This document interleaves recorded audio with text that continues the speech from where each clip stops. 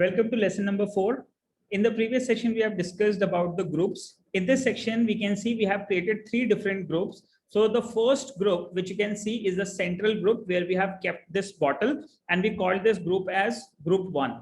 Now within this group 1, we have got a few images of the ellipse, which we have taken here. So there is one ellipse SVG image 4, there is an ellipse image 5, and there is an ellipse image 3. So these are the 3 ellipse images which we have taken here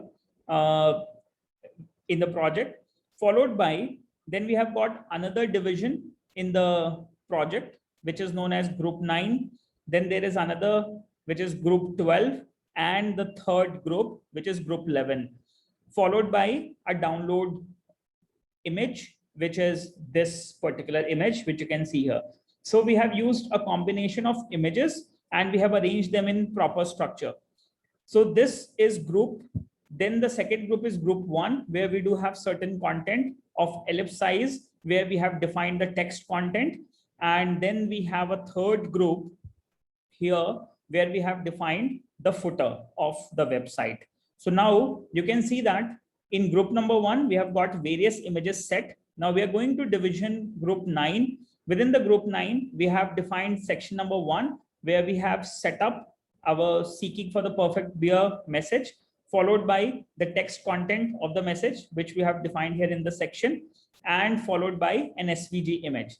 Then we have got group 12. This is group number 2, which we have defined here, where we got ingredients section. We have got the text description section, the sub description of the group, and followed by the content for buy now and a basic image. So here the images to learn more kind of stuff, and followed by the image. So that's how we arranged the project. So this project is perfectly modifiable, which you can quickly modify, change the content as per your requirement.